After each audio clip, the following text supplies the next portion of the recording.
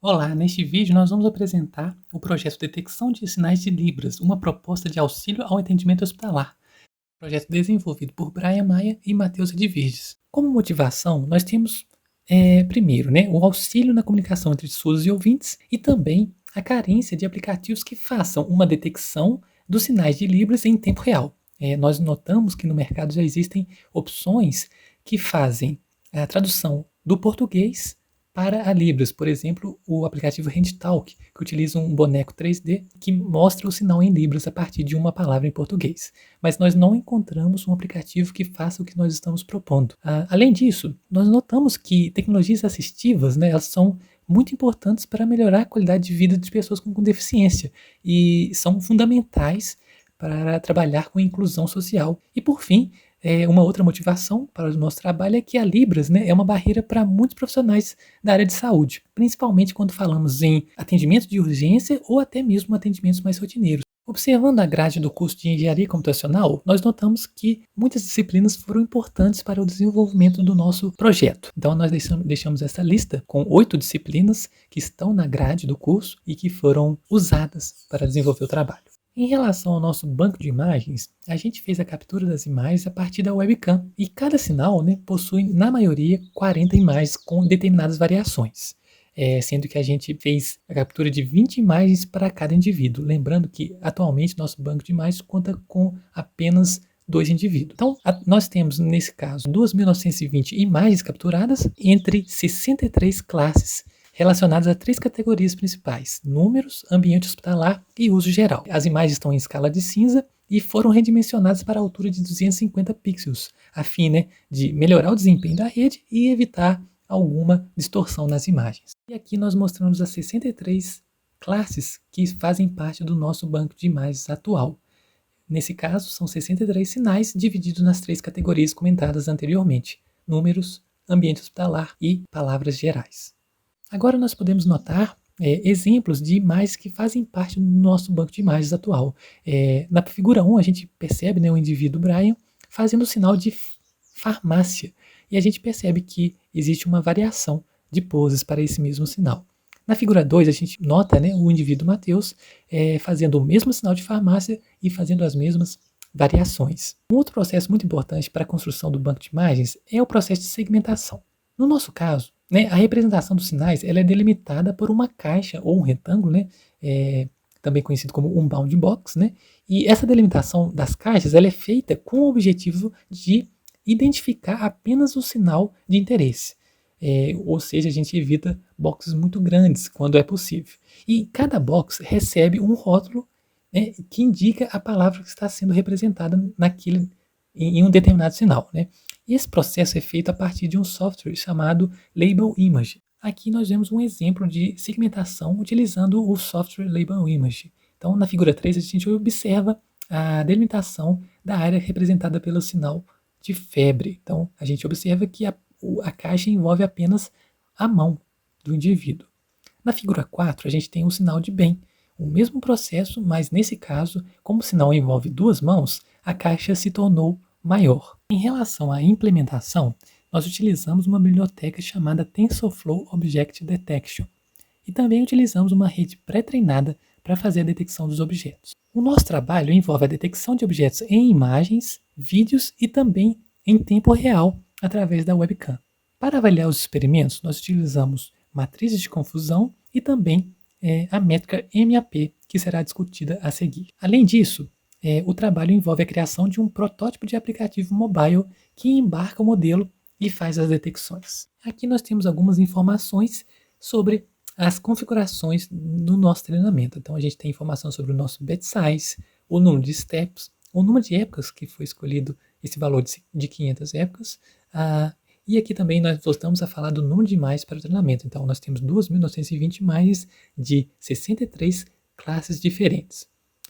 Nós também destacamos o uso de técnicas de data augmentation, que foram utilizadas para diversificar o dataset, o nosso banco de imagens, e aumentar virtualmente o seu número de imagens. Então a gente utilizou diversas técnicas que beneficiaram o nosso treinamento. Para avaliar o desempenho do nosso modelo, cada indivíduo capturou 63 imagens no total, sendo uma imagem para cada sinal, que faz parte do nosso banco de imagens. Essas imagens de teste também são rotuladas, sendo possível assim avaliar a capacidade do modelo de fazer uma predição correta. E aqui nós temos duas figuras que mostram as detecções ao longo do treinamento, observando que ao final do treinamento a tendência é que as detecções se tornem melhores. Outro ponto importante é destacar que usamos a métrica MAP, uma métrica que consiste em uma média de precisão das predições entre as diferentes classes da base de imagens. Agora, partimos para a apresentação dos resultados. Para o nosso modelo, a confiança média para as imagens de teste do Brian foi de 67,73%, enquanto que para o Matheus, a confiança média foi de 85,91%. Nas duas figuras apresentadas nesse slide, pode-se observar que foram obtidas altas confianças para os sinais de fisioterapeuta, mesmo com a variação de mão dominante, pose, indivíduo e resolução da imagem, como vocês podem visualizar nas figuras 9 e 10. Neste outro exemplo, foram atingidos resultados de 99% e 100% de confiança, respectivamente, para nossas imagens, sendo importante salientar que mesmo as diferenças de nitidez e resolução das imagens de teste não afetaram o resultado da predição do sinal de mostrar, como pode ser observado nas figuras 11 e 12. E neste último exemplo de resultados satisfatórios, temos também a detecção correta do sinal de voltar para essas duas imagens. Agora, partimos para um exemplo de confusão nas detecções. Em ambas as figuras, o sinal de braço foi mostrado, mas apenas na figura 16 o sinal foi detectado corretamente. Isso pode ter ocorrido por conta das diferenças de iluminação entre as imagens, ou até mesmo pela rede não ter conseguido aprender adequadamente as principais características desse sinal. Assim, acreditamos que o aumento da quantidade de imagens desse sinal pode resolver essa e outras confusões. E como último resultado a ser avaliado, nós temos os sinais não detectados. No caso da esquerda, o sinal de zero e no caso da direita, o sinal de dor. A formulação dos diálogos é uma forma importante de avaliar como a rede de detecção desenvolvida se comportaria em situações decorrentes do atendimento hospitalar. Gostaríamos de evidenciar que algumas expressões em português como marcar consulta, aqui está, tudo bem, braço direito, entre outras, são representadas por apenas um sinal em libras. Para destacar essas expressões, optamos por sublinhá-las. Nos slides seguintes, iremos demonstrar o funcionamento do nosso modelo de detecção de sinais em vídeos com esses diálogos, e posteriormente, a detecção de sinais por meio de um protótipo de aplicativo mobile.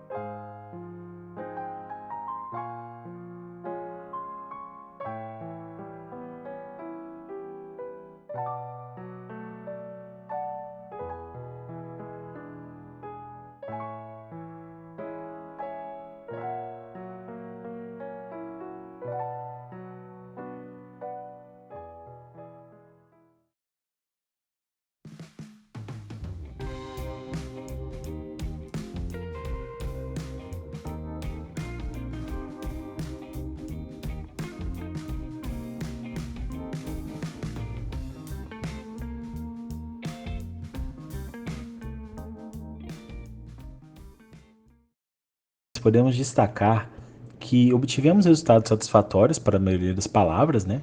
Atingindo 56,26% de MAP para todas as imagens e uma média de 76,82% de confiança para cada um dos casos testados, o indivíduo Brian e o indivíduo Matheus. Os resultados insatisfatórios que conseguimos foram causados principalmente por 4 fatores: a semelhança entre sinais que representam palavras diferentes, a quantidade insuficiente de imagens de treinamento para determinados sinais, sinais que exigem bound boxes com grandes proporções, e o uso dos mesmos indivíduos tanto para treinamento quanto testes, o que pode indicar um enviesamento da rede. Temos também considerações a respeito das aplicações e dos testes. A rede conseguiu detectar muito bem os pontos de interesse e as mãos, mesmo confundindo o rótulo em alguns casos. Também tivemos, em sinais que são em movimento, eles conseguiram ser detectados corretamente nos vídeos, o que a gente achou um resultado muito legal, muito surpreendente, e que mostrou o nosso potencial de aplicação do modelo.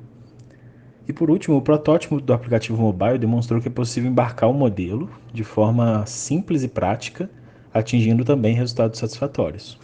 Como trabalhos futuros, podem ser trabalhados formas de mitigar possíveis enviesamentos da rede, como a diversificação dos indivíduos das imagens de treinamento, variação das condições de captura das imagens, o aumento da quantidade de imagens de sinais que estão se confundindo, aplicação de novas técnicas de pré-processamento ou alteração de parâmetros de treinamento da rede. Pode ser avaliada a possibilidade de fazer uma análise temporal ao invés de trabalhar com frame único, ou seja, num vídeo que está sendo feita uma detecção, pode ser usado mais de um frame para determinar o rótulo ideal para um sinal que está sendo mostrado.